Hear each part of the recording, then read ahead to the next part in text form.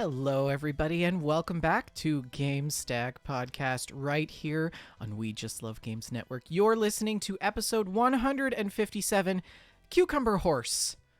I am your co-host, Vendertron, and joining me this evening, as always, is the beautiful Shalene. Hello, Shalene. Hello. How you doing? I'm doing good. How are you? I'm good too. It was a week. Yes. It was really busy for me at work. I had many challenges. It's still, I don't want to complain too much because I'm in such a better situation than I was. It's totally okay to still complain about work, no matter how good the job is. It's still a job. Yeah, it's still a job. Yeah. I did start out one of my days by spending the first 20 minutes of the workday chatting with my boss about Baldur's Gate 3. So you really do have a great job. I do. It's been lovely, but it is still a job and it is occasionally often very challenging. So yeah, I'm tired and I'm glad it's Friday and I'm good glad stress. to be here with you. Good stress. Good stress. Good stress. Yeah, the closest I've come to nerding out with my boss was over Star Trek Next Generation. Hey, that's good. That's worthwhile. Yeah, one day she was just like, I wish I could just stay home all day and watch TNG. And I was like, I know, me too. Yeah.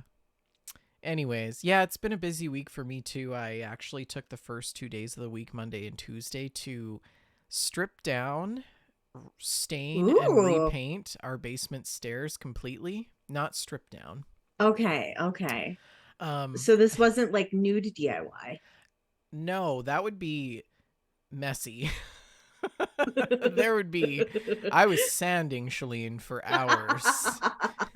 There would be That sounds like risk would be involved. Yeah, there was sparks because sometimes you hit like a screw in the floor, and then there's sparks, and the sparks hit my legs and they burnt my leg hairs.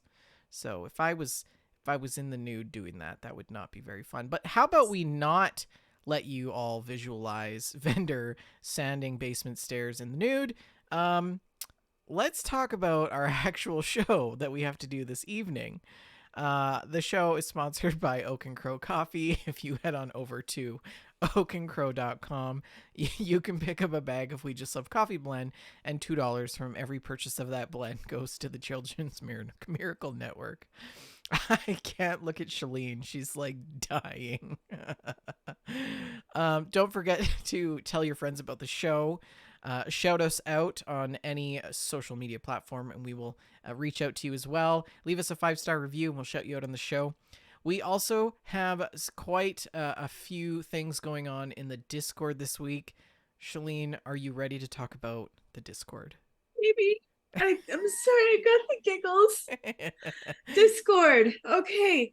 Welcome to new Discordian Just Mike. Glad to see you. Just Mike has already been engaging in some chats too, so welcome to the community. We are glad to have you. Also, a new channel was added, and it may have had something to do with your stairs. Vendor, do you want to tell them about that? Yeah, I often do a lot of DIY projects, and I never know where to post them. And I was like, in the lobby, I'm like, why don't we have a DIY channel? And everyone was like, yeah, why don't we? So now we have a DIY channel. I also added a Baldur's Gate channel. I don't remember if we had mentioned that last time. Oh yes, there's a Baldur's Gate channel now because that's the new hotness. Yeah. So if you are if you're doing any landscaping or remodeling your kitchen, or rebuilding your gaming setup, or doing other DIY things, feel free to post them in the DIY Stack channel. Also, if you're looking for advice, I'm sure that there's a lot of people within our Discord community who have contractor or mechanic experience, who can offer up advice for your DIY projects. Check that out. The chat has now begun to talk about cooking naked. I know. And the perils of nude cooking. I can't have anything nice, Shalene. I'm just trying not to lose my ability to speak again. Yes. We have some news. We are going to go through the game stocks. We don't have a special segment this evening, but we are also catching up on our backlog of screenshots and stories. We have a bit of mail on the stack as well. Shalina and I are going to share our gameplay with you guys this evening, and that's going to cap off show. So let's hop right into it with this just in.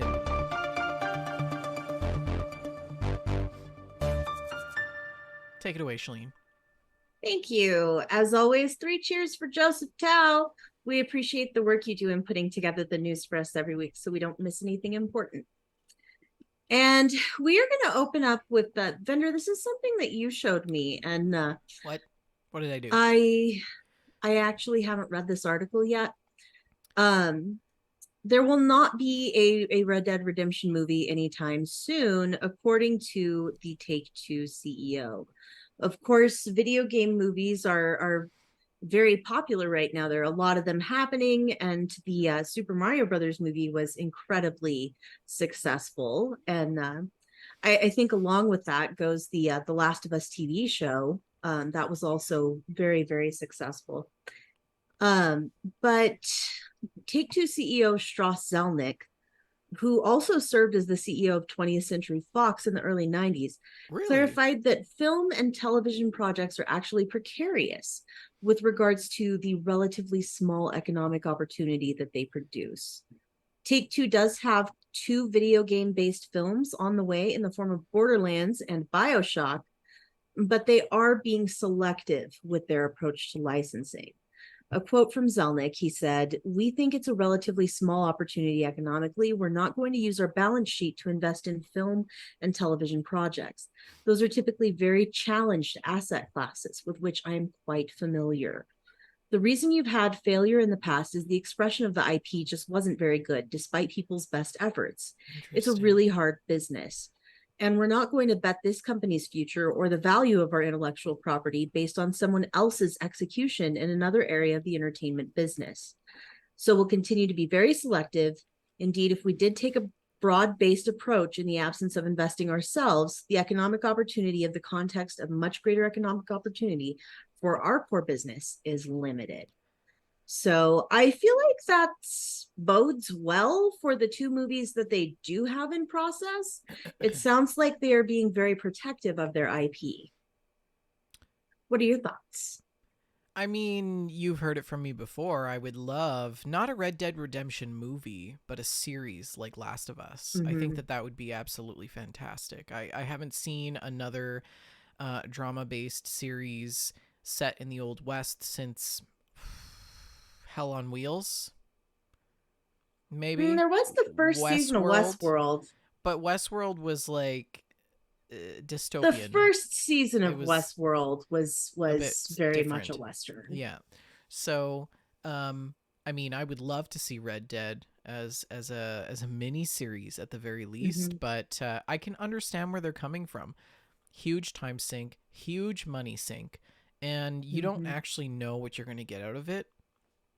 Whereas people are always going to be buying Red Dead Redemption. They're always going to be buying DLCs. They're always going to be accessing online content. So, I mean, why sink your time and your staff and your money into a project that is going to take almost as much work as developing an entirely new game? Right. When you could just sink that time into developing an entirely new game. Right? Yes, so I agree. Maybe spend that time making a new Red Dead. I would be happy with that too. Yeah, for sure. Yeah. Speaking of people will always be buying Red Dead Redemption, you're going to be able to have some new platforms to buy it on in the future. So I believe it was 2 or 3 weeks ago, we reported on a rumor that Red Dead Redemption, the original, was going to be getting a remake or a remaster. It turns out that what that is it's not a remaster, it's a port. So Red Dead Redemption will be coming to Switch and PS4 next week, along with the Undead Nightmare DLC. That's awesome. Yeah, for sure. If a lot of people are very disappointed because it is at a $50 price point. And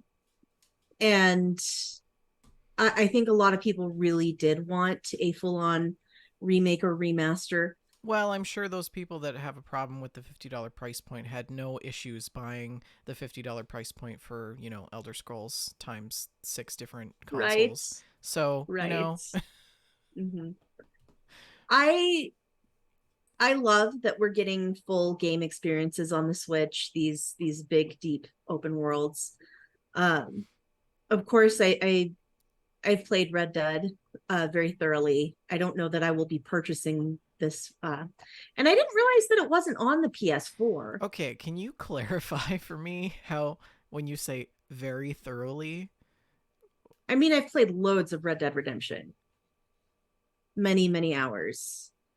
Like, I had what do no you idea. really? I had no idea. Yeah, I haven't played much Red Dead 2. I've played like maybe 10 hours of Red Dead 2. But the first one I've beaten, I've gotten most of the single player achievements. Um I've done lots of Oh, silly Shalene, things. you gotta finish Red Dead I've 2. The ending is so yeah. wild. It's so wild, the And did you ending. play the first one? No, I didn't. I think you should play it. You're probably right. I Yeah. think you should play it. And Mm. maybe now that you have a Switch, that would be an excuse to pick it up. I mean, you're not So wrong, but 42 inches wide, Shalene. yeah, okay, there is that. There is that. Yeah, You do have the ultra wide you monitor. can't beat that. Mm-hmm. Mm-hmm. It's really nice on Red Dead. Actually, I should hop back into that. Yeah. John Marston is the main character in Red Dead 1. So he's Yeah, that's Red Dead right. 2 is actually a bit of a prequel All to the more Red Dead 1. reason, right? Red Dead 2, like the way it ends, they actually tie it back to the first game. Mm-hmm. So you should definitely I finish really playing do it. need to jump back Yeah. into that one of these Hmm. days. But Remember when I went on my Red Dead craze and I grew like a yes, handlebar mustache? you did. That was amazing. I loved that. I can try to make that happen for you again. Yeah. Yeah, let's do it. Okay. Let's do it. Okay. I'll make my best effort as well. Yes. Um, okay. Whatever that might be. I may have to purchase a handlebar mustache because Yes. I don't think I can grow one. I mean, you could like encourage me by sending me beard bombs and like, special Ooh, like some nice brushes. beard oil, maybe. Sounds great. Yeah, a little comb. You're really good. My grandpa used to wear a handlebar, and of course, I grew up on a ranch. My grandpa was an old timey cowboy, Gunslinger. and he looked amazing with his handlebar Oh mustache. yeah. It was pretty fun. Uh-huh. So, That's great. speaking of things that are not amazing, EA is going to be shutting down the online servers for 3 more titles. This will be Crisis 3, Dante's Inferno, and Dead Space 2. Crisis 3 will have its online servers closed on September the 7th, affecting multiplayer modes on PS3, Xbox 60, Xbox 60, Xbox 360, Xbox One, Steam, and the EA app. Dante's Inferno and Dead Space 2's servers will close on December 8th, and online services for Dante's Inferno on PS3, PSP, and Xbox 360 will be affected, as well as services for Dead Space 2 on PC, PS3, and Xbox 360. I actually didn't realize that Dante's Inferno had any kind of online functionality at all whatsoever. So that's interesting. I thought it was a purely single player game. I But mean, I am totally uncultured in this space and have nothing to add to this news story. yeah, Yeah. wild. I honestly, I can see both sides in terms of server shutdowns. They are old games, and it is no longer fiscally responsible for these companies to keep those servers up. Yeah. But Yeah. on the other hand, if there is any interest from players in those games, they're out of luck. They're out of luck. And there's absolutely nothing they can do. There will be no going back to that. That goes back to the conversations that we repeatedly had about archiving these experiences, about how gaming experiences are part of our pop culture, and it's part of our pop culture that is being lost, that's irrecoverable. And I don't know if that's the correct word, if it's irrecoverable or if it should be like unrecoverable or not recoverable. Grammar folks, help me out. um I'm just going to keep quiet and let you keep digging yeah, that hole. Thanks. Appreciate it. At least toss down a rope when I've got the hole deep enough. Yeah. Speaking of deep holes, Square Enix, they're silly. They're silly. They have they've claimed that Final Fantasy 16 did not meet their sales expectations.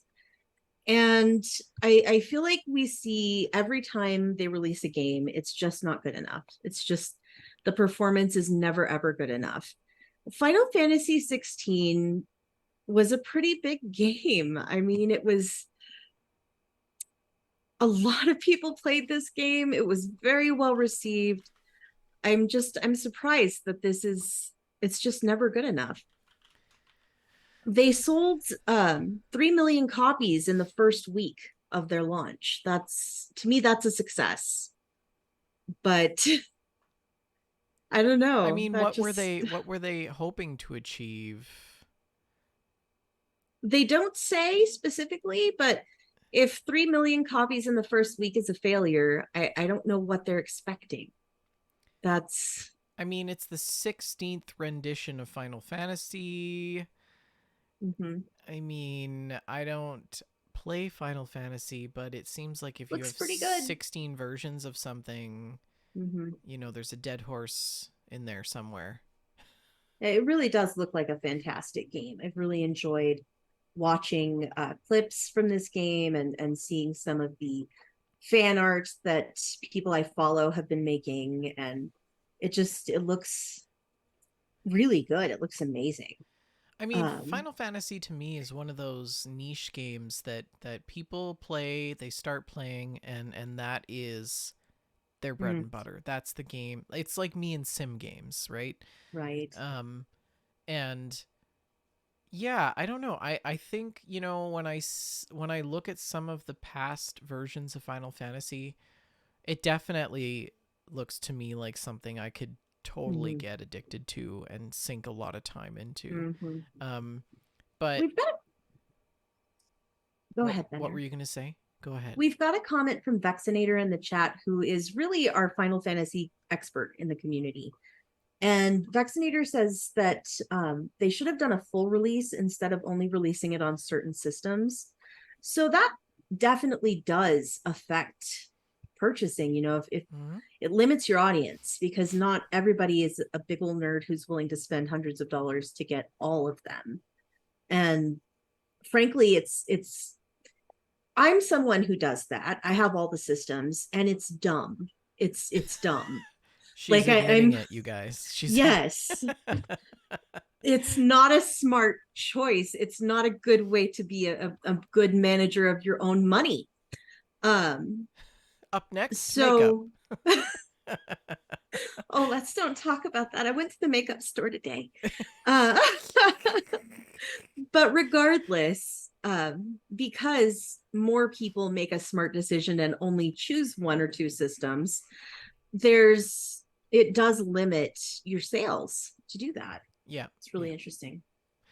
Huh. Really, really interesting. Yeah. Um, you want to move on to the next one? Yep, I do definitely. Baldur's Gate 3. So, Baldur's Gate 3 does not have everyone who worked on localization in its credits. This is a gamesindustry.biz article by Jeffrey Rousseau. And um, many developers were omitted from the Baldur's Gate 3 credits. This is the company made a statement saying that they take full responsibility for the omission of its freelancers' names and apologizes for the effects that this has had. And this is basically due to Altigram, the localization contractor. Altigram Group were contracted to do this, and um, they have asked the company to find all of these names and get that list to them, and they plan to patch it in as soon as they have that list. So They've also changed Altagram's internal policies. These are policies that they will adhere to in the future, including transparency with freelancers, partners, and clients, and a commitment to IGDA guidelines on game crediting. And they will be creating a committee to review its crediting process. So this is a huge deal because when you are in game development, having I'm giggling for the audio folks because Vendor's playing some B-roll of Baldur's Gate and he's making silly faces at one of the grosser scenes. It's gross when worms are It is latching onto your gross. eyeball. I have to skip forward. I'm sorry. Yes, eyeball worms are very icky. But back to what I was saying. When you work in game development, those credits mean everything to your career. Imagine some Absolutely. of the major projects that you've worked on just being left off of your CV and there being nothing that you can do about that and saying, hey, I worked on Baldur's Gate, but I can't prove it. I don't have that credit. So this is a huge deal. It should never have happened, and I'm glad that they are taking steps to make it right. So I don't know. I don't know how it works for video game development in the U.S. Actually, arguably, I don't know how it works in Canada either. But what? How does it work in terms of intellectual property basics for video game development? Because some of these people who have had their name left out of the content that they had a hand in creating are in some way are having their rights infringed I upon. believe the intellectual property belongs entirely to the studio I and suppose not at all to the if you enter individuals. into a contract, yeah, that's And I that's also think that intellectual property is less of an issue because these developers were in localization. So they were doing translations and that kind of thing, making translations make sense idiomatically, right. that kind of thing. Okay, So okay, sorry. yeah. You know what, Thunder? So how do you feel about this then? Basically, I feel like I've expressed my full feelings on this one. It is a horrible thing that never should have happened, and I am glad that they are making it right. Yeah, yeah. I So wonder. Part of me wonders if like did they maybe spring to action not out of moral consequence but legal one, I would guess that, yeah, it does right? not call out exactly what made them. Because, like, what if their legal team was like, okay, you got to do something about this or we're going to Mm-hmm. get sued? Mm-hmm. Because, I don't know. Right. Anyways, silly. Baldur's Gate Well, does look good, though. doesn't And, it? Hey, when I was having that conversation about Baldur's Gate with my boss a couple of days ago, I learned that this is a co-op game. You can play it together. let's play it together. Do you want to play Baldur's Gate with me, Vendor? Okay, we'll add it to the stack of all of the other co op games that we have to play together that we just end up playing Animal Crossing together instead. But Yes. it's okay. It looks amazing. And like if you join me in my Baldur's Gate world, your character stays as an NPC after you leave. So I can have your character as part of my RPG party, whether or not Hmm. you're there. You'll be an NPC. Isn't Well, that fun? maybe Baldur's Gate will be the gateway to a new PC because Honestly, I'm not sure if my machine will run it either, but it's I am tempted to $80. try. Oh, okay. Maybe in like the $80 next in Canada, huh? maybe in like the next 12 months we can talk about that again. I am so tempted by Baldur's Gate 3. I just but the backlog is so ridiculous The and backlog is real, you guys. What I like about Baldur's Gate is for me it's a very it's like Game of Thrones meets Lord of the Rings in a way, mm-hmm, a little bit. So I think that's what draws me to it. But I'm excited mm-hmm. to share some of the screenshots and stories from the community this evening Yeah, for because sure. there are some Baldur's Gate screenshots in there. So I definitely it has some very strong Dragon Age vibes for me, which makes sense because the original Baldur's Gate games were part of the inspiration behind the Dragon that's Age right. series. Yeah, They yeah. were part of those building blocks. Uh-huh. And of course, it's been a long time since I've had a Dragon Age fix. So I am sorely tempted, sorely tempted. You know what? All of this talking is making me feel pretty hungry, Bender. I just, I feel like I should have had a more substantial dinner or something. Feeling a Maybe bit just peckish? cooked something. I wish I could have cooked something wholesome and comforting, some nice comfort food, Mm-hmm. Mm-hmm. just like just like you would do in Stardew Valley. I wish we could cook the same kind of meals we could cook in Stardew Valley. Wouldn't that be cool? I mean, like I mean, where's Victoria Rosenthal when you need her? Right, right. This is a GameSpot article by Brendan Hess, and Stardew Valley will be releasing an official Stardew Valley cookbook. Woohoo! Yes, and Eric Barone, who is the solo developer behind Stardew Valley, co-authored this book along with Ryan Novak, who also wrote the Stardew Valley Guidebook and Hollow Knight Wanderer's Journal. The book will include over 50 recipes inspired by meals in the game, like the pink cake, farmer's lunch, survival burger, and strange bun. Much like the seasonal structure of Stardew Valley's gameplay, the book's recipes are organized by season, so you can try out new dishes that are perfect for spring, summer, fall, and winter. The recipes are accompanied by photography and illustrations. The official Stardew Valley cookbook will release on April 16th of 2024. The hardcover will sell for $28, and there will be a digital Kindle edition for $14. These are available for pre-order now. I mean, I love my Fallout cookbook. Me too. It is very, very good. And I don't know if I can't recall another video game based cookbook that was developed before Victoria Rosenthal's books that she did in partnership with Bethesda. I don't remember them. Yeah. I don't remember any before Victoria Rosenthal, but there are many of them now. Yes, I really feel like she was the trailblazer in that. Mm-hmm. I think it might have been that Fallout show. Mm-hmm. You can look back if you're listening, audio listeners, if you are curious. We had Victoria Rosenthal on as a guest for an episode of that Fallout show, and it was spectacular. But it's nice to see that other creators are coming into this space to make additional cookbooks. Shalene, what game would you like to see a cookbook in that is not already out? The Legend of Zelda. I was just thinking that. Yes, Breath of the Wild and Tears of the Kingdom have so many fun and silly recipes, and some of them look so delicious. I would love to see the Legend of Zelda cookbook. Yeah, that would be pretty good. That would be Yeah. pretty good. I'm trying to think of a cookbook that I would really like to see. I can't think of. I can't think of anything. Yeah. Mm. Hmm. Well, I actually recently got some news from a mutual friend.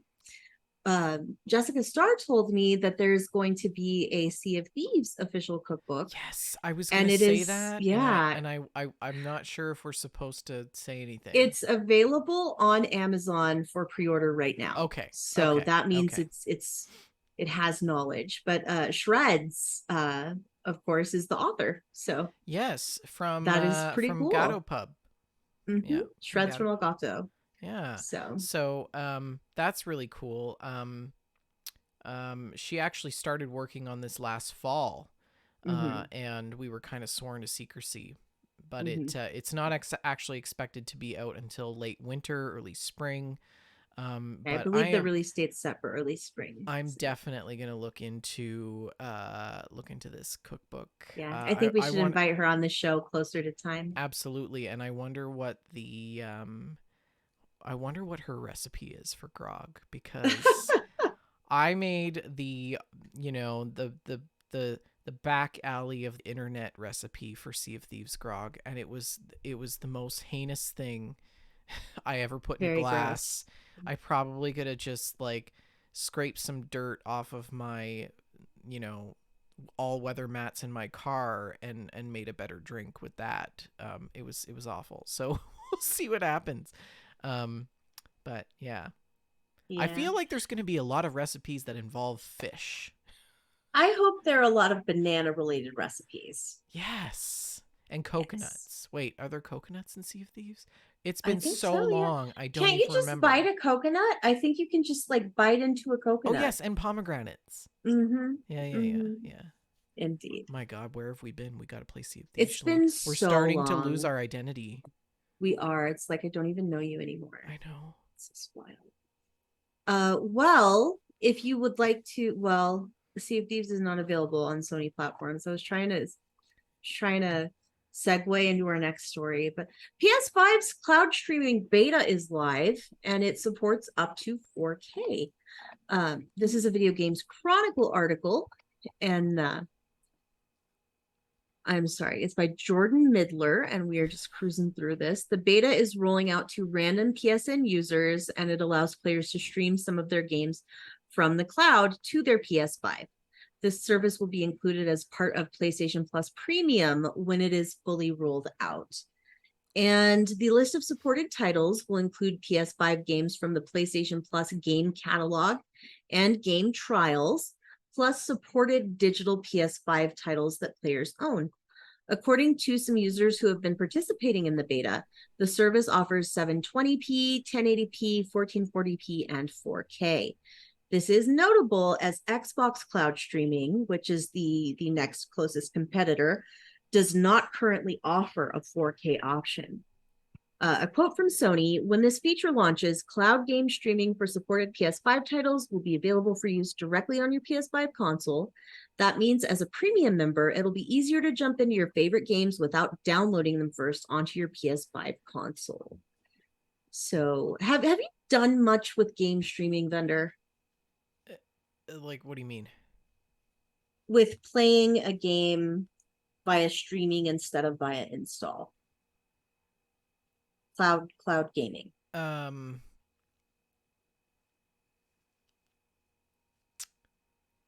no, actually.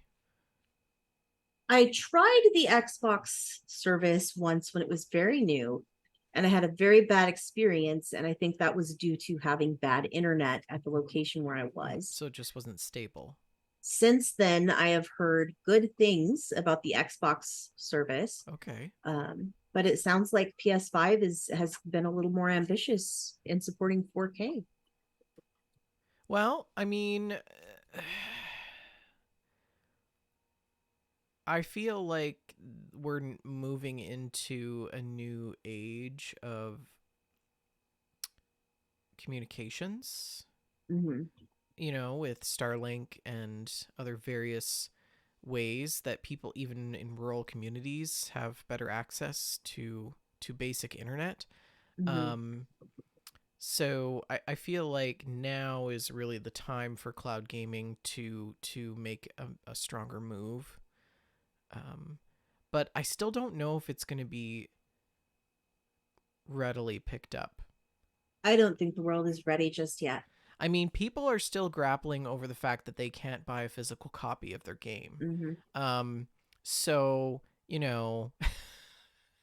fast forward 10 years, people are going to be grappling over the fact that they can no longer buy a digital copy of their game. Where do we draw the Mm-hmm. line, Shalene? Yes. Right? I don't know. Yes. I think that broadband infrastructure is not good enough yet. Definitely not. No. The market for this is not big. Mm-hmm. But you know what I see a lot of here in Alberta, aka Canada's Florida, is people have Starlink satellites on their trucks now. Interesting. Yeah, it's like a thing. So if you want, like, if you have a truck that you use for your business or your company or whatever, like a pilot car or like a pickup truck or something, they have little dishes, little Starlink dishes on the back. Mm-hmm. So, I mean, Starlink certainly has made a move in terms of providing accessibility to rural communities, but I can't think of any other company out there that, Mm-hmm. right?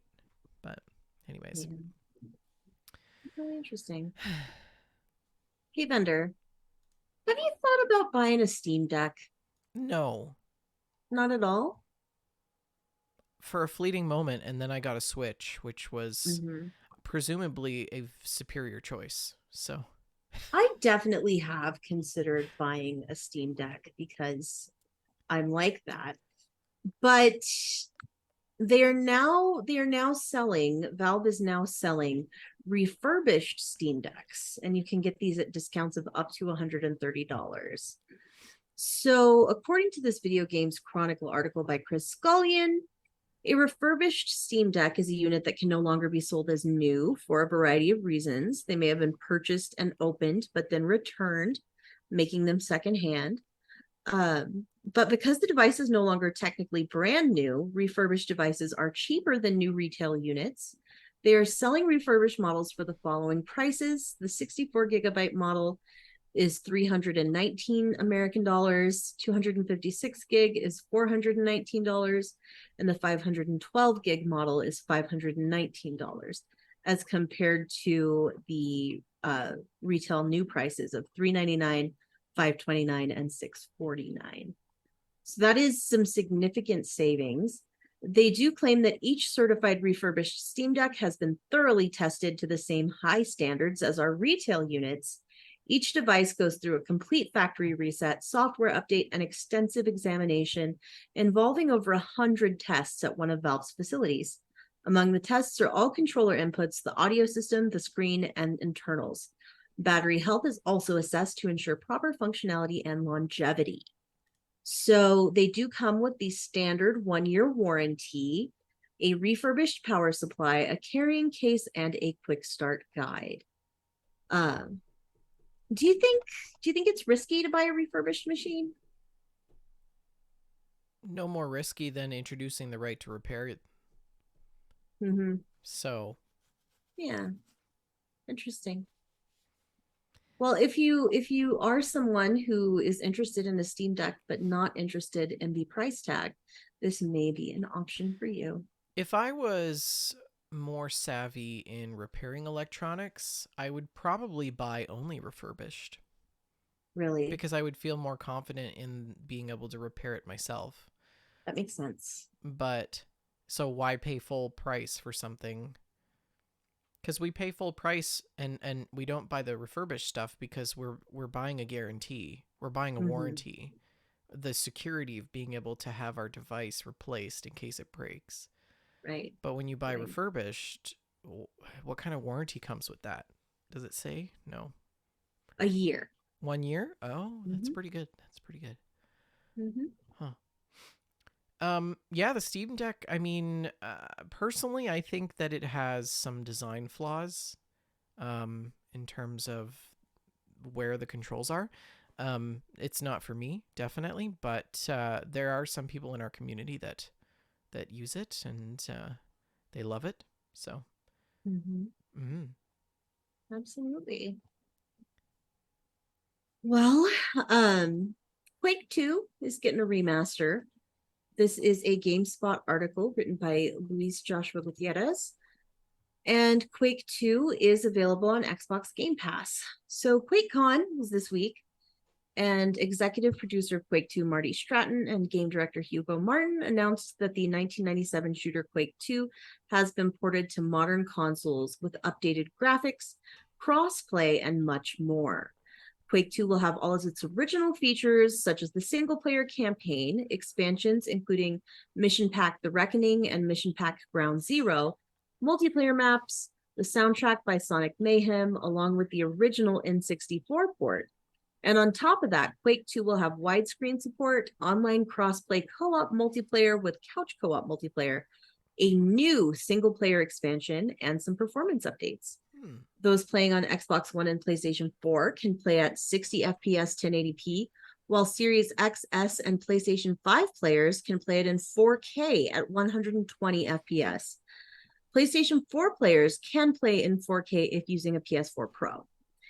And both PlayStation 4 and PlayStation 5 users will have the option to enable gyroscopic controls, allowing them to use motion aiming to adjust the control sticks while playing.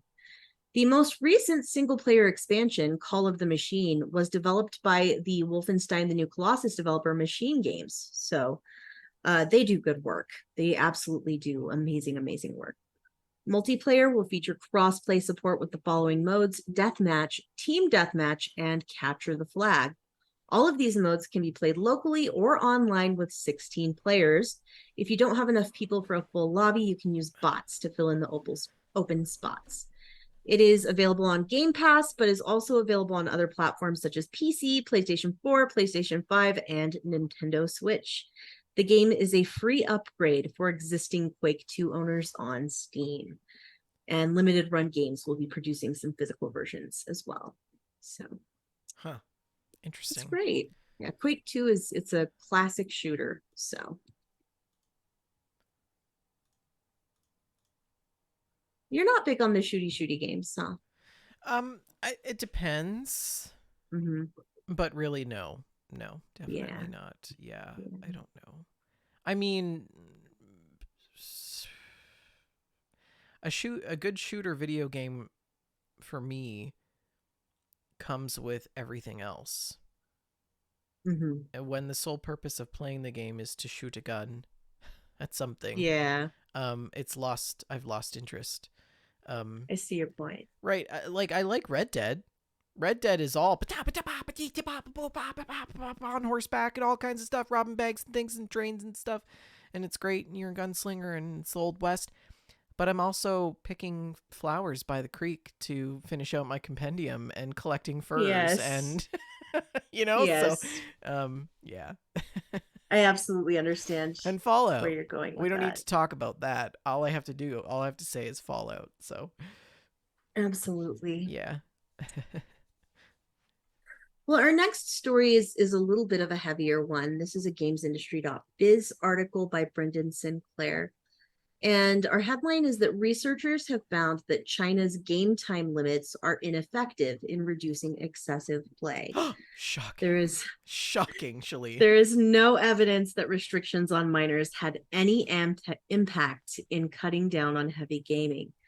So China has imposed strict game time limitations for minors, partly out of concern that they could develop addictions, but there is no evidence that the rules have had any impact at all.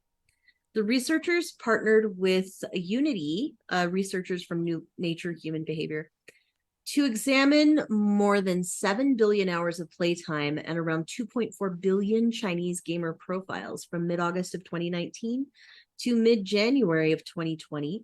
That is a span of time that includes the imposition of an hour and a half daily playtime limit for minors or 3 hours on holidays. Those are rookie numbers. Rookie numbers, Heavy Shalee. gaming was defined as an individual playing for 4 or more hours a day, 6 or more days a week. Still rookie numbers. Yes. The researchers found no credible evidence for overall reduction in the prevalence of heavy playtime following the implementation of regulations. They found that players were slightly more likely to engage in heavy gaming after the regulations went into effect, but the gain was not enough to be considered statistically meaningful. A quote from David Zendel of the University of York, who is the study's lead researcher, says, "The work presented provides a case study for understanding how a government's policy decisions affect or do not affect the lives of real people on a grand scale and forms a blueprint for future data-led public policy. It is now possible to tractably analyze billions of hours of direct digital behavioral data. This can lead to better and more effective policymaking. Governments, industry stakeholders, and academics should rise to this challenge." And before I turn it over, I would like to say that Joseph Tao had some commentary on this article that I felt was really significant. He says that it is still causing those kids damage to their social credit score. And who knows what will happen if tons of their scores are really low. So it is a thing that this does affect they have like a social credit score there, and it's Yeah. they're losing points by engaging in more gaming than is allowed. So um I mean,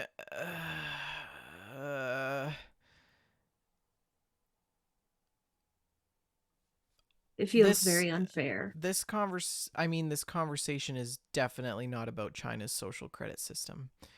That's a whole other thing. Mm-hmm. And obviously, I think you and I, Shalene, feel the same way about that. Yeah. Right? But it's interesting on a couple of fronts because there's a phenomenon that's observed in various situations like this when individuals are told not to do a certain thing, they end up becoming hyper focused on that very thing. So Yes. it's like a rebound effect of sorts. So people are more prone to partake in a certain behavior when they're explicitly told or instructed not to do that specific behavior. So, um, in a way, by trying to enforce it, they've actually shot themselves in the foot. And this is just another micro example of how communism falls apart. Mm-hmm. But that's a whole other thing. From a public health perspective, because I can put that hat on, right? Yes. Um, there's actually been ample amounts of research to show that playing video games has been a beneficial factor in early childhood development on cognition and motor skills, as well as problem solving and logic skill building activities. So, you know, I'm definitely a proponent of video games as part of childhood development. I think that there's a place for that. But what they're talking about obviously is playtime, and there is also evidence that suggests that too much video games can impact a person's social development regardless of your age. Mm-hmm. But there's also the other side of it where video games, in essence, if played in online communities, provide the only social platform for that individual to develop their Mm-hmm. social skills. And so um, it's not a one size fits all scenario, right? Absolutely. You can't you can't hit this very fine delicate needle with a steel hammer and say that it's fine, it works, right? um I think what they really should be doing, and I think what other countries should adopt as well, Canada and the US may have already done it, is to put out public health guidelines for parents Mm-hmm. to suggest, this is the evidence that shows what the impact of playing video games or exposing your children to video games has on their mental, psychosocial, emotional, physical well-being. These are the benefits of those actions as well. And you, as a parent or guardian, it is your responsibility to determine how much or how little your child has access to this Mm-hmm. technology, right? Yeah, it comes down to individual autonomy. Exactly. It's not up to entire governments to determine what happens behind the closed doors of its residents, right? Mm-hmm. Um, What's healthy for your children? exactly. So, and we know that video games don't actually really lead to violence, right? Mm-hmm. That causal pathway has been a little bit debunked. So, I think from a public health perspective, they're taking the wrong approach here in trying to control people because, like I said, they're just enabling the behavior even more Yes. because they can't actually physically control it. So, Mm-hmm. like, you're just wasting taxpayer dollars at this point. But, anyways, I digress. Yeah. Well, we do have one final news article for today. This is a gamesindustry.biz article written by Sophie McAvoy. And the author of The Tetris Effect, Dan Ackerman, has filed a lawsuit against Apple and the Tetris Company for allegedly adapting his book without permission. In a complaint issued to a Manhattan federal court on August 8th, Ackerman claimed that the Apple original film Tetris had the same feel, tone, approach, and scenes as his 2016 book, The Tetris Effect, the game that hypnotized the world, including direct adaptation of specific chapters and pages. Ackerman accused Apple and the Tetris Company of unfair competition, copyright infringement, and illegally interfering with business relations. He is seeking actual and compensatory damages equal to 3% of the film's production budget and punitive damages of the same amount. The Tetris film had an $80 million production budget. The author claimed that he sent a pre publication copy of his book to the Tetris Company in 2016, The company allegedly refused to license its IP for the book and sent a strongly worded cease and desist letter to dissuade Ackerman from pursuing film and television opportunities. Wow. Mm-hmm. And according to the complaint, the Tetris company's CEO Maya Rogers and screenwriter Noah Pink started adapting Ackerman's book without his consent in 2017. So I hope he I'll be, wins it. it sounds like he should, but Yeah. And there I is hope always he should win it for a lot more than 3%. I mean, that's, what are we talking? $3 million mm-hmm.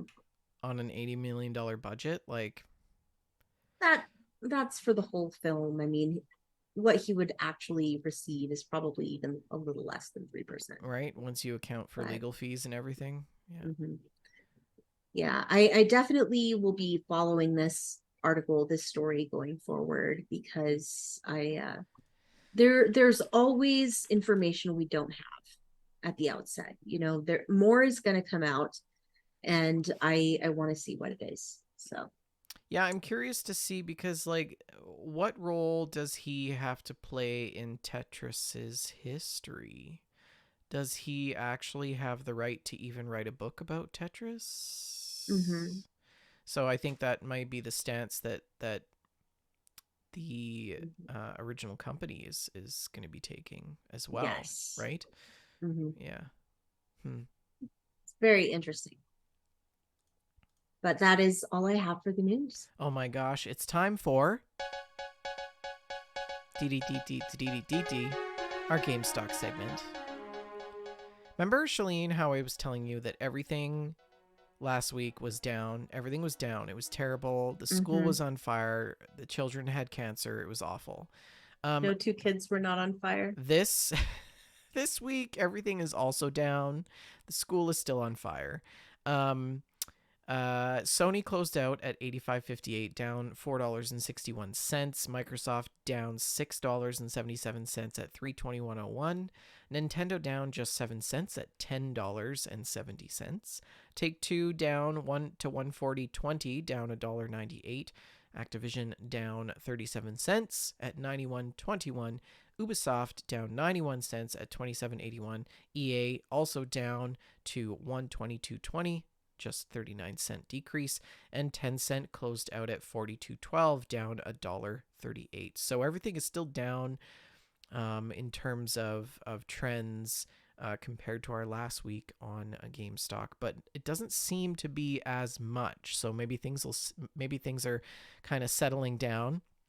Hopefully things will stabilize. While we're talking about stocks, I would also like to talk about a different stock market, Shalene. Because do you trade turnips on Animal Crossing? I have dabbled in turnips. Yes, yes, I have dabbled in the stock market, STALK. Yeah. It's really cute, Animal Crossing stock market. Yes. You sell turnips, you buy and sell turnips. Part of me wishes that the stock market prices for turnips in Animal Crossing was the same across the board. But I feel that people would probably maybe exploit that a little bit, Of course. as they do in real life. So in Animal Crossing, the stock market fluctuates on a game by game basis. So I mean, yesterday so I bought in, what did I buy?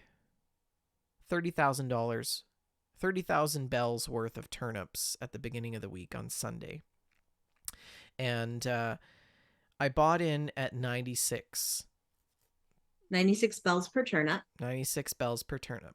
And you know, the week started out terrible. Everything just tanked. It was like 79, 76, 72, 69, 66, 62. And then Thursday afternoon things started to turn around. The bells went up to 91 per turnip. Ooh. And then Friday morning, I checked this morning, it was 162. And last night I was on Jess's Island and I sold my bells for 190 each. Keeping in mind I bought in at 96, so I still made a profit of about You just about 30. doubled your bells. Yeah.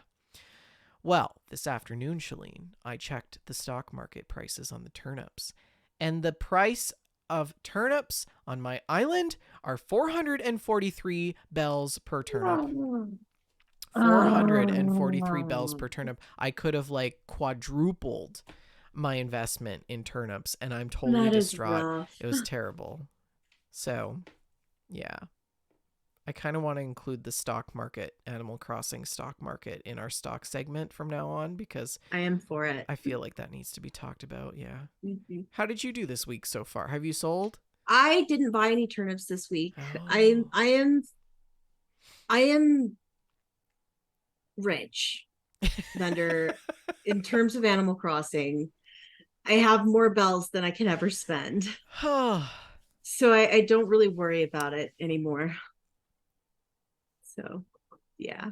Bells mean nothing to me. I You know have what's really sad is that I don't know what that is like in real life, and I don't know what that is like in virtual life either.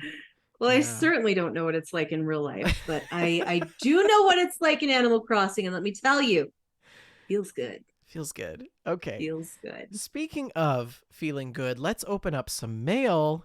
You've got mail. What's on the stack this week, Shalene? Okay, the mail stack for this week. We have a rather lengthy and poetic entry from RMS Titanic. And I am just going to read this poem to you, okay? Are you ready? Okay.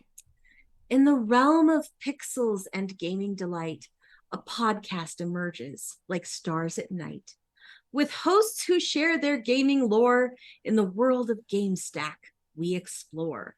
From retro classics to the latest trends, the host's passion for games transcends. With laughter and insights, they unfold the stories of games, both new and old. With every episode, a treasure trove of anecdotes, reviews, and thoughts to rove. Their camaraderie a joy to hear. In GameStack's realm, there's naught to fear. Through highs and lows, they navigate the gaming world they celebrate. A podcast's magic they create. With each episode, the audience elate.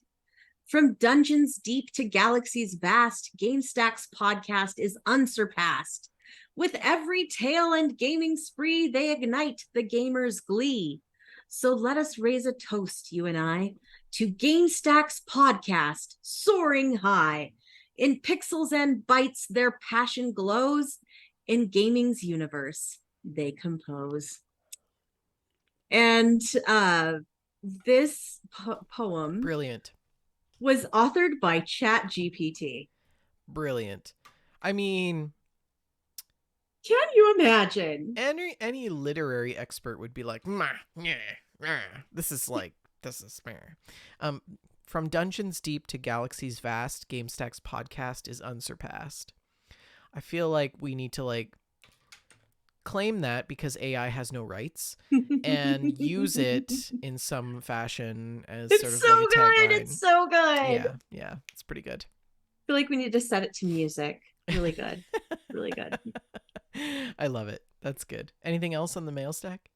Nothing else on the mail stack this week. Thank you, RMS Titanic. That was a lot of fun. And if you're interested in writing in to the show, ask us some questions about previous things that we've talked about or pose new ideas, you can post that in the mail stack channel on our Discord. If you're not in the Discord and you're listening to the show live, you can scroll right down below the channel feed here and the Discord link is there, or you can just navigate over to twitch.tv/we just love games and our Discord link is available to you. Now we need to talk about screenshots and stories because we have quite a few of them. Let me just My body is ready. Let me just open and go full screen here to the B-roll. Ooh. Okay. Oh, I gotta play it. The bumper. You can't not play the bumper. So this first image comes to us from none other than the wonderful RTZ13. He says, a couple of shots from my Baldur's Gate 1 and 2 playthrough, which took me overall 174 hours, but really worth it. The story came to a conclusion where our here decided, and he says this is a spoiler, I mean, we're allowed to spoil it's Baldur's Gate 1 and 2. They're like 30 years old. He does not wish to become a god. He lives the rest of his life as a mortal, however long it may be. According to the credits, will continue adventuring with the party and cleanse the evil in all parts of the Forgotten Realms. So he finished just in time before Baldur's Gate 3, and he wants to Mm-hmm. see who we'll meet in the next chapter. It's supposed to take place more than 100 years after the events of Baldur's Gate 2. Some characters still have a chance to show up either due to their lifespan or magical means. Great story, he says, but my recommendation comes with my nostalgia glasses on. And so this first image is it looks like he's in a prison. Yes, it looks like the chains have been struck from his six party members, and there is a text box below stating imprisoned one. You do not see anything physical within the chamber, but you feel its presence all around you. A phantasmal hand brushes your cheek, a curious gesture that startles you and is gone just as quickly. Brilliant. So Van Sylvan has joined us in the chat and he says, "Can I just say, oh my God, Baldur's Gate 3 is so good." You probably already covered it. Here's We have talked a bit about Baldur's Gate 3, Van Sylvan, but neither of us have played it yet. Yes, we do have some. I think we might have some Baldur's Gate 3 screenshots. I'm not Mm-hmm. sure. This next one from RTZ13 is similar vein. He's got his company there. They're on some sort of what looks to be an altar of sorts. Yeah, this looks like a sacrificial situation here. Next image, something similar with the dialogue says, "What do you mean? What? I'm staying. I'm staying, and you'll never get rid of me." And then the second option is, "All that power, the gods. That's somewhere else. You are here, real, and I'm not leaving." And then the third option says, "I didn't want it. That's all. We'll see what happens." So And it this must looks, be after he rejected godhood. it must be. And then it Mm-hmm. looks like he's choosing the second option. And a final image from RTZ13 on Baldur's Gate is it's like an image of a book Mm-hmm. being flipped through, um, and it says, "Your life may be mortal, your time now finite, but the mark you have left upon the realms will endure." I Yeah. like that. Here's another image. He says the last two pictures. Um, Char at the end of Baldur's Gate 1 and at the end of Baldur's Gate 2. And this is an Mm-hmm. image of His Artemis, character. his character, and the stats: strength 19, dexterity 18, constitution 15, intelligence 13, 14, wisdom, and 20 karma. And then the end of Charisma. charisma, and then at the end of Baldur's Gate 2, strength 25, dexterity 19, Yeah. constitution 15, intelligence 12, was so everything is like significantly more. Mm-hmm. Yeah, it's good. And then also capped things off nicely with his screenshots and stories about Baldur's Gate with the Baldur's Gate um, entry sequence to the game on his Steam Steam Deck. Deck. Yeah, looks Yeah, very good. RTZ seems to really enjoy his Steam Deck. Yes, yes, he does. Yeah. Mm-hmm. Here's another shot from Agent DB Cooper. And he says, "Skyrim's gonna Skyrim." And explain this picture, Shalene. Oh Explain it my to the gosh. people. Okay. So he's got a fire spell in his left hand and a little axe in his right hand. And there is this wild, like, is that the frost troll? Like, what is that? It's a bear. I don't understand what this creature is, but it's like it's wonky. It's so wonky. Yeah, it's like a Wolverine bear Hmm. of sorts. I don't know. I've I've never played seen so this in much Skyrim Skyrim. and I still don't recognize what this thing is. Yeah, I Is it a don't. werewolf, Is it maybe? Does he have a mod or something? I don't know. Yeah. And here's one from Frankie, Frankel's Konina. Now, I specifically requested that Frankie post this in screenshots and stories because it is worthy of praise. Absolutely. Now, Frankie has posted a screenshot from her Steam page of the Elder Scrolls Online from her Steam library. She has surpassed 10,000 hours of playtime. I don't even know, like, 10,000 hours of playtime. in Elder Now, Scrolls there is an Online. old saying that if you want to master something, you have to do 10,000 hours of it. I Yes, guess we can officially say that she has mastered the Elder Scrolls Online. absolutely. Um, Congrats to Frankie. That is an amazing achievement. if I were to take all of the hours that I have contributed to video games and add them all up, it still wouldn't even come close to 10,000 hours. I bet it would. I don't think so. Absolutely it would. Because I've got 2,000 hours in ARC, only a few hundred in ATS and ETS, maybe a few hundred in Microsoft Flight Sim. Like, I don't know. Fallout, lots of hours in Fallout. Mm-hmm. But even then, I think it's still under 10,000. I don't know. Anyways, This is amazing. congrats to you, Frankie. She says it's actually poignant as I was in Stockholm this past weekend to meet the ESO EU guildmates. We had a huge hangout and did nerdy stuff, and it was just amazing to spend time with them IRL. And she posted a group photo of them having some drinks in a gaming themed bar, which looked pretty good. It looked like they were having such a great They looked time. like they had a great time, yeah. And then we have this screenshot from Frankie as well. She says, "Today I've been playing Stray Gods, which is a musical RPG visual novel. I love the art style, the story, and the music. It's so good. I And there are really want to play romance." this. She says, "There are romance options. I'm just at the final stage now. Haven't dared to quit out as there is apparently a glitch with my first save at the moment. They're working on it. So I just have to finish it today. Plenty of replay value in this one, I feel, and it's very moving. Heartily recommend if you like this sort of thing." ETA finished it. Was so good. This looks stupendous. I really want to play Stray Gods. Yeah, it looks like it's got a great art style. Mm-hmm. Um, and this is a picture of presumably a NPC or perhaps her own I believe character. that's the player character. Yeah. Yeah. You don't create your own character in this one. You play Ah. as an existing character. So. Then we've got some FS22 screenshots from Taz. He says this is the farmhouse for the WJLG ranch and vineyard. And he's got a picture of the farmhouse, and it's a bright sunny day. And the next image here is of the winery. Oh wait, no, this is apparently the WJLG local affiliate studio on the grounds of the Oh, yeah. WJLG See ranch. our broadcast tower in the background? Do you see our little sign? It says WJLG in the front. It's so That's so cute. cute.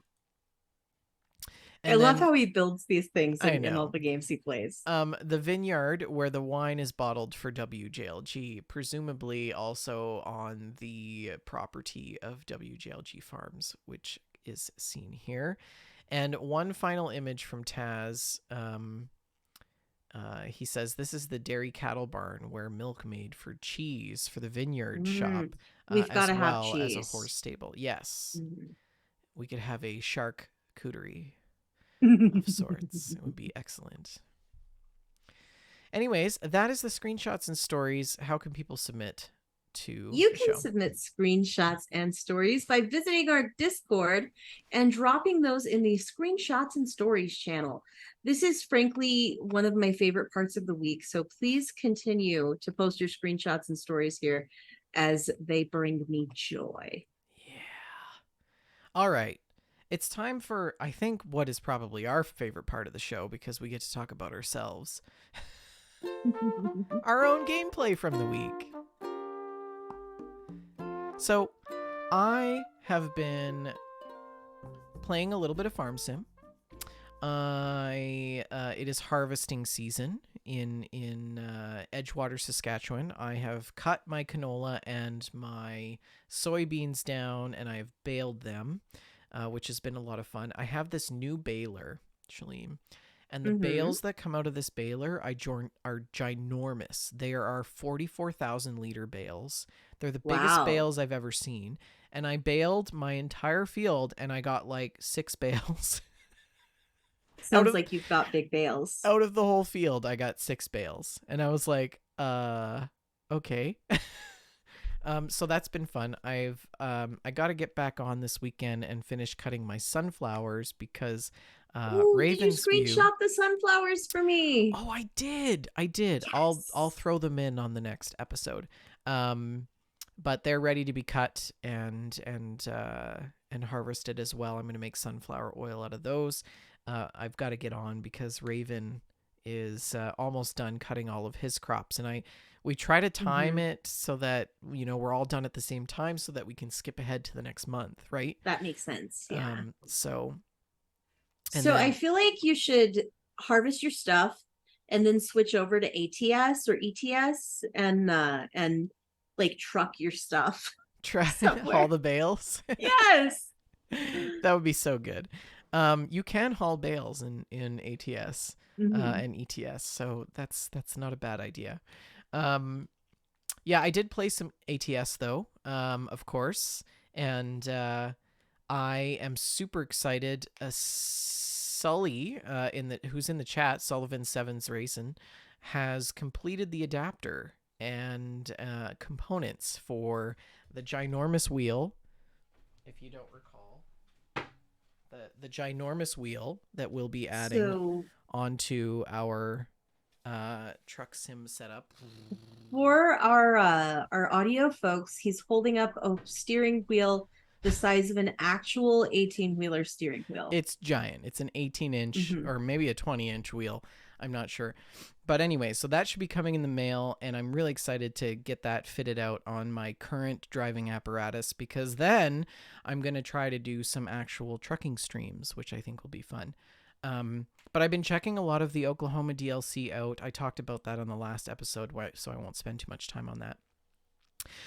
Super Mario Brothers 3 I have been playing religiously on my little breaks. It's so nice to hop into a world and do a world for 5 or 10 minutes and play Super Mario Brothers 3. The really funny thing about this, Shalene, is that I am playing worlds and levels that I was never able to get to when I was younger. Oh, that's so So, exciting. like, I'm on world 7. I didn't even know that there was 7 worlds. Like, I only ever made it to like world 3. So mature you is realizing young you's dreams. Yes. That's brilliant. Absolutely. It's beautiful. It's so poetic. It's so good. It's so good. And there's like I feel like I'm playing this game for the first time all over again. Like That's it's wonderful. totally new.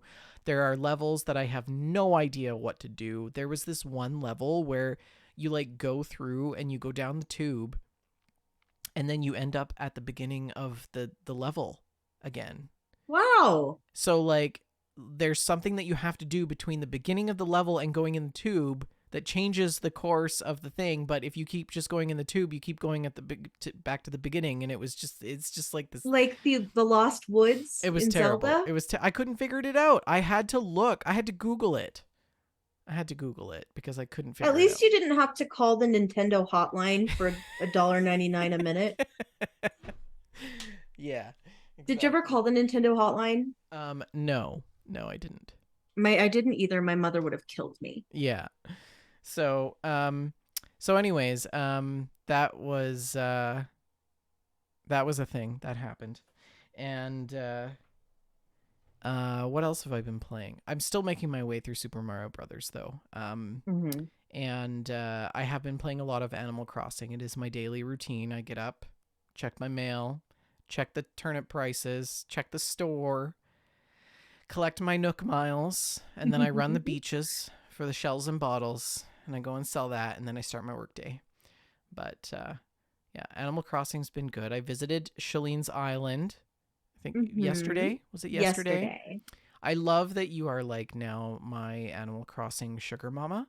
Um, I love that I can just come over to your island and like fill my pockets with gold and art, precious art, and like it's the best thing ever. It's Yeah, Christmas every day. I'm sure I've discussed in the past the function of the bell tree. And I mean, Animal Crossing is so big, but like you bury some bells and it grows a tree that has bells on it. So money grows on trees. And I've been leaving those for when you visit so you can just run around and collect the bells It's so much fun. because I don't need them.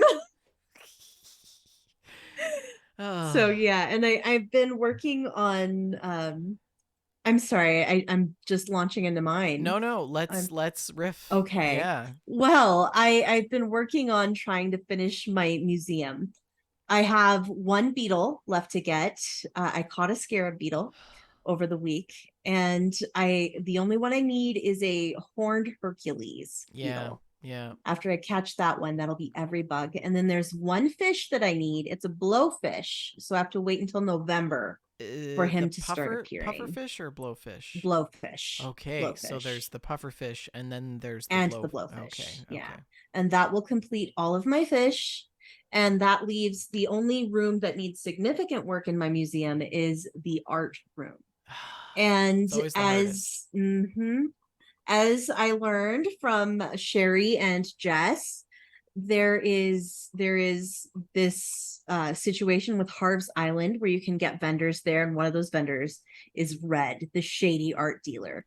So I've been visiting every day and buying something, whether or not I believe it's real or whether or not I have one already, just to keep him rotating his stock on the regular so that I can hopefully get the art that I need. And I picked up a Venus de Milo, and I already had that one. So I had no way of knowing if it was real or fake because Blathers won't even look at it. He's already got one.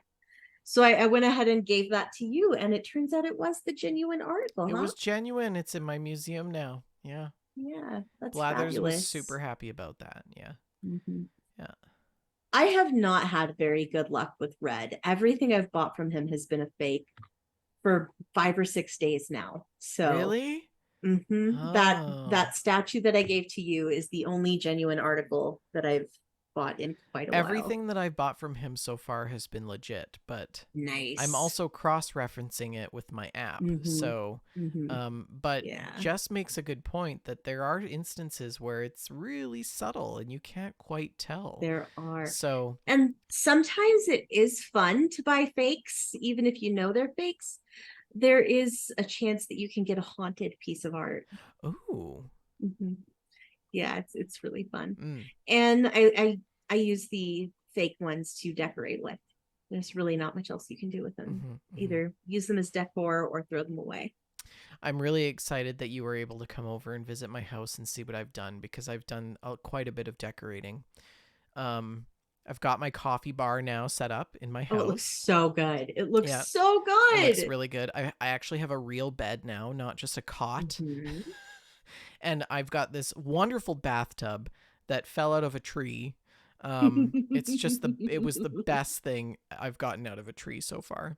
Jess also gifted me a gold toilet, which is like Yes. everything.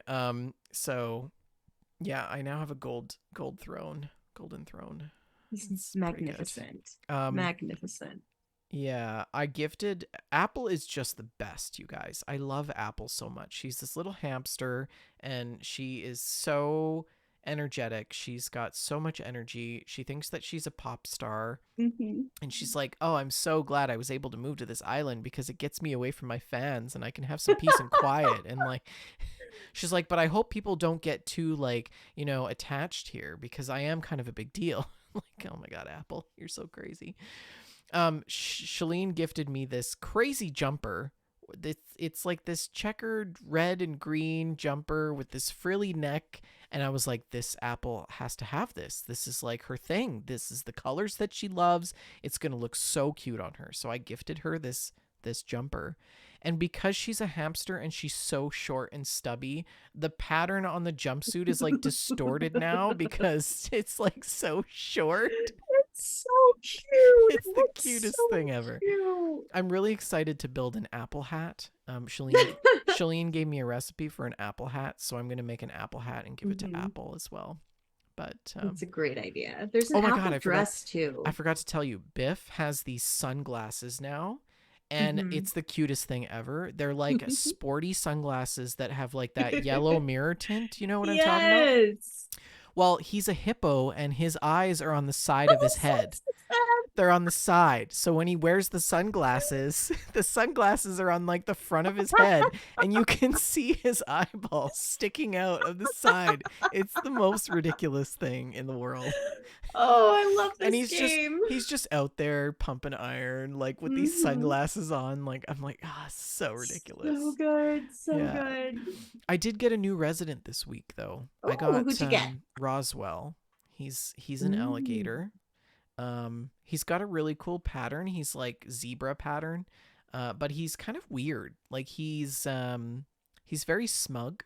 And his Hmm. house is kind of looks like a back alley. It does, When you yeah. go in, it's like concrete and chain link fences. I haven't gone in and seen what his house looks like today, so maybe I will do that tonight when I And hop maybe it on. looks better with furniture. Yeah, who When he just had knows? the cardboard boxes, I felt like I was going to get stabbed. um, yeah. So we'll see how he turns out. I mean, at this point, I'm accepting any and all residents because beggars can't be choosers, right? Mm-hmm. But yeah, yeah. I have been enjoying our Thursday evening Animal Crossing meetups. That's Yes. been a really, really good time for me. It's something I've been looking forward to. Last night we had pajama party. We did. It was so good. I wore that little bathrobe you gave me, and I had some little cucumber slices in my eyes. It's great. Great. Um, it is August, which means it is fireworks season. I believe on Sunday evenings there's a fireworks show every week this month, so that's fun. I put on my caterpillar costume like you do because I thought it went with the little boppers, that Isabel hands out. Right, right. And Red gave me a little glass of green boba tea, so it perfectly matched my caterpillar Of outfit. course, of course. So I was just running around as a caterpillar with my boba tea, having the time of my life. It's great. And I ordered some new amiibo cards because I'm addicted and I enjoy collecting amiibo cards. So I ordered one from each series. They were available on the Nintendo website at the normal retail price. Previously, I'd had a hard time finding them at non-scalper prices. So I was just having the time of my life opening these amiibo cards and seeing what new villagers I could get. And I got an Olaf card, which I was excited about. Olaf is one of my favorite villagers. He's a little anteater. He's like a Spaniard You anteater. already have Olaf on your island. I do already have Okay. Olaf on my island, but now I have his card as well. Okay. So if you So, lose him, you can get him back, is what you're saying. yes. Yeah. Mm-hmm. And I got a lady anteater named Annabelle. Okay. And the anteater villagers are my favorites. Okay. Antonio and Olaf are my favorites. And I would like to someday have an all anteater island because I love them. I think they're zany. And so I've been working towards getting Annabelle to move to my island using her amiibo card. It takes 3 days. And as I was opening these amiibo cards, I looked at one of them and it just stopped me dead in my tracks, Vendor, because it looked so familiar. But this was not a character that I knew from a past Animal Crossing game. No, I know where no, this this is was going. a little mouse named Moose. And Vendor, I swear to all that is good and holy, this mouse looks like Rick McVick. It's the mouse is Rick, you guys. Look at The this. spitting image of Rick McVick. It's literally And Rick. for our audio folks, this is posted in the Discord in the Animal Crossing channel, or you can just Google Moose, the Animal Crossing mouse. It is the spitting image of Rick. It's got his little sideburns, his little hair, the facial expression, dead on Rick. It's uncanny. It's so ridiculous. Uncanny. Yeah. I had to laugh. And I sent it to Rick and I was like, Rick, don't be mad, but I think this mouse looks just like you. And he sent me a gif of like a dude that was like not amused, right? But then a couple minutes later, I get another message and he's like, yeah, my wife agrees with you. It looks just like him. It So looks I think I'm going to invite this guy to my island and gift him with a bunch of bass guitars and like yeah, yeah, yeah. record players and stuff. And it's going to be amazing. Yeah, that's a great idea. What else have I've you been playing? also been playing a little bit of Fallout 76. I finished up all the squirrel stuff. I finally found a blue devil to take a picture of. That was really challenging. I've been keeping up with the homework. This weekend is double XP, double score, double gold, double everything. So I'm definitely playing this weekend to try and rack up the score. I'm around rank 80 on the scoreboard. Nice, nice. And I've been checking every week on my Switch the Nintendo points quests to earn Nintendo points. And one of the quests this week was to play Donkey Kong Country on Oh, the virtual console. And I was like, yeah, I mean, I will take an excuse to play Donkey Kong Country. So I booted up and it holds up so it well. It is does. still so fun to It's so play. good. Those bananas and Hmm. the level with the cart, with the The miner's art cart, it's just the and the best. music, it's just, it holds up so well. It's still incredibly fun, incredibly smooth, controls beautifully, fun to play.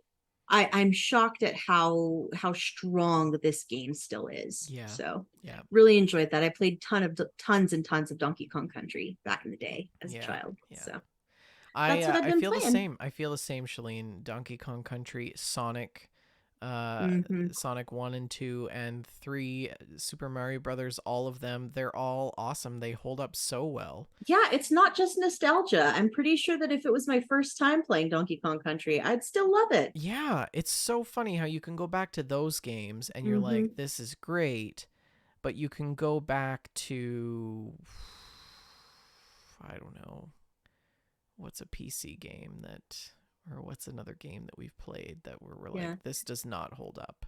Mm-hmm. You know, I maybe don't think like of a specific example either, maybe but I know what you mean. Fallout New Vegas. I feel like if I go back to that, I'd be like, ooh, this does not hold up well. I don't know. My nostalgia for Fallout New Vegas is so strong that I don't think Yeah, you're I'm probably pretty right. sure my nostalgia goggles would Yeah, continue to love that game. yeah, it's really good. I've been trying to play a lot of the old games that I've never played before, Yeah. Mm-hmm. because like I didn't even know, like, as a kid, you we didn't have a lot of money. We were lucky to even Yeah, have a we had gaming limited console. funds. You know, you had one gaming You console in got your game house. for your birthday and you got a game for Christmas if you were lucky. Yeah.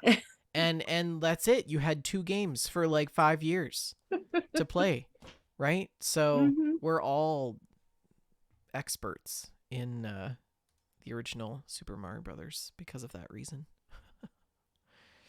Anyways, I suppose that that's a show. Don't forget, the show is sponsored by Oak and Crow Coffee. If you head on over to oakandcrow.com, you can pick up a bag of We Just Love Coffee blend, and $2 from every purchase of that blend goes to the Children's Miracle Network. You can send us some mail by posting in the Mailstack channel or emailing us at info@wejustlovegames.com.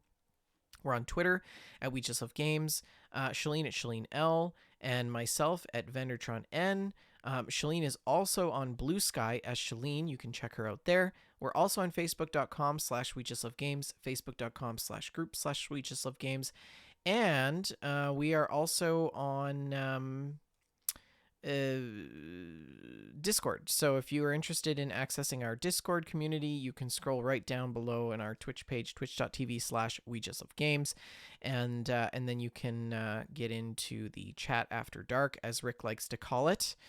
And don't forget, you can also subscribe and listen to our show on YouTube, iTunes, Stitcher, iHeart. Oh, Stitcher's done. Stitcher is done. I need to take that out of I know, our our template. show template. YouTube, iTunes, iHeartRadio, Spotify, Apple Podcasts, and Google Podcasts. Please like, subscribe, and review the show. We record live 6:30 p.m. Mountain Standard Time, 8:30 Eastern Standard Time, right here on twitch.tv/We Just Love Games. Thank you all for listening. And Shalene, what is your last word? Cucumber horse. Good night, all.